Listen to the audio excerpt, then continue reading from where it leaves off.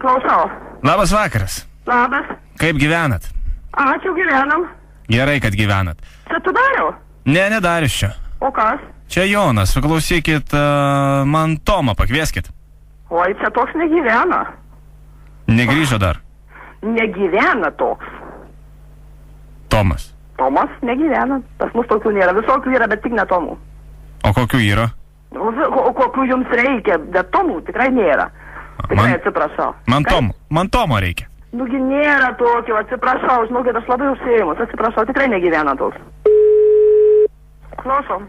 Gerą vakarą. Dar kartą gerą vakarą. Kodėl dar kartą? Jūs aiškiai ne ten skambinat. Iš kurių žinot? Taigi aš pažinau balsą. A, tai aš jau skambinu čia? Taip, jūs jau čia skambinat. Čia Tomas negyvena. Ir niekada negyvenom. Nesuprantu. Nu, tikrai, iš tikrųjų, ne tas numeris. O gal...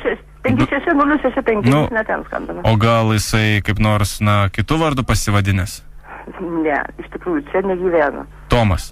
Tikrai negyvena, sakau, patikėkit manim. Tikrai negyvena. Jam 24 metai.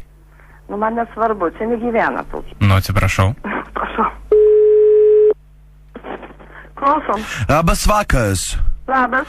Čia Rolandas skambina, sakykit, prašau, gal galėtumėt Tomą pakviesti prie telefono?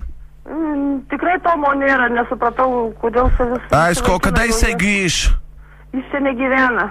Kada... Prašom daugiau neskambinti. Tai vienas balsas skambina, tai kitas balsas skambina. Bet man Tomas davė šitą telefono numerį, jisai sakė, galiu jam paskambinti apie 10. Čia nėra tokio, suprantat. Čia negyveno niekada Tomas, A čia aš subaišiau telefono dubį? Tikrai sumaišėt, tikrai, čia tokio nėra.